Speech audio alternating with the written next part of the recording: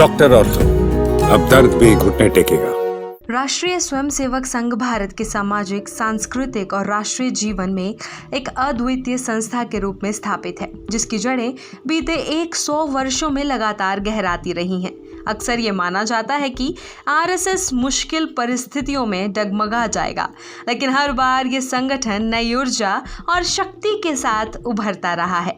Lenin का प्रसिद्ध सिद्धांत, एक कदम पीछे 2 कदम आगे, संघ ने अपनी कार्यशैली में बखूबी अपनाया है, जिससे वो समय समय पर चुनौतियों का सामना करते हुए और अधिक सशक्त होकर सामने आता है।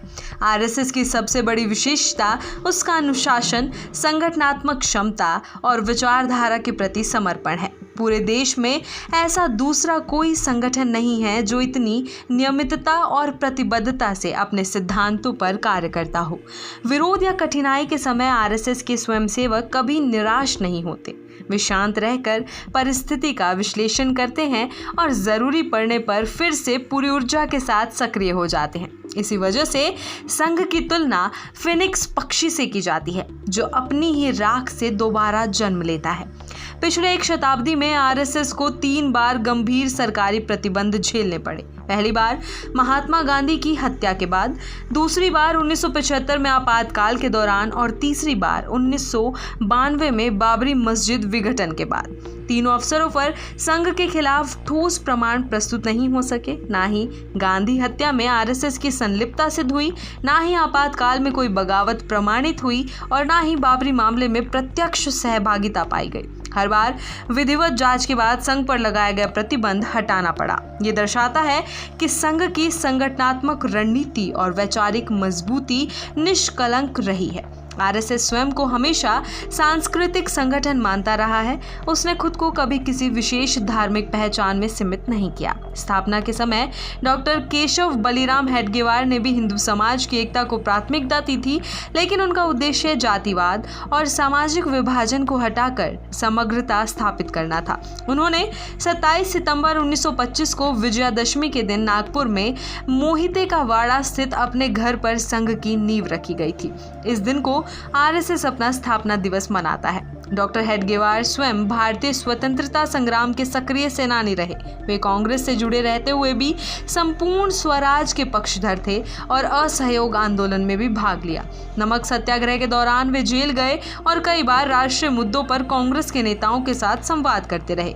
लेकिन एक समय ऐसा आया जब उन्हें लगा कि सिर्फ राजनीतिक प्रयासों से समाज की आंतरिक विघटन दूर नहीं हो सकती। इसके लिए व्यापक सांस्कृतिक और सामाजिक जागरण जरूरी है। इसी सोच के तहत आरएसएस की स्थापना हुई। 1948 में गांधी हत्या के बाद आरएसएस पर तत्कालीन प्रधानमंत्री जवाहरलाल नेहरू के दबाव में प्रतिबंध लगा, जिसका उल्लेख मध्य प्रदेश के पूर्व मुख्यमंत्री डीपी मिश्र ने भी अपनी आत्मकथा में किया। जांच के बाद सरदार पटेल ने साफ किया कि संघ की संलिप्तता नहीं पाई गई और प्रतिबंध हटा लिया गया। इसी तरह 1975 में आपातकाल के दौरान आरएसएस के कई बड़े नेताओं को जेल भेजा गया, लेकिन जैसा कि भाऊराव देवरस ने स्पष्ट किया, संघ एक गैर राजनीतिक रचनात्मक संगठन है। आपातकाल हटने और लोकतंत्र की वापसी के साथ संघ फिर से सक्रिय हुआ और उसकी शाखाएं तेजी से बढ़ी। 1992 में बाबरी मस्जिद विध्वंस के दौरान संघ फिर विवादों में घिरा, मगर सरकार कोर्ट के लिए ठोस सबूत नहीं जुटा पाई, जिसके कारण ये प्रतिबंध भी 6 माह में हट गया। इतिहास गवाह है कि संघ विरोध की हर घटना के बाद और भी उल्लेखनीय विस्तार के साथ समाज में उपस्थित हुआ। आरएसएस के विचार में राष्ट्रभक्ति सर्वोपरि है। संघ का आह्वान कांग्रेस मुक्त भारत जैसा राजनीतिक नहीं रहा, बल्कि राष्ट्रभक्त नागरिकों को संगठित करना इसका मुख्य उद्देश्य है। संघ का मानना है कि राष्ट्र के प्रति पूर्ण समर्पण रखने वाला हर व्यक्ति उसके साथ है। वो जाति, धर्म या वर्ग की सीमा से ऊपर है।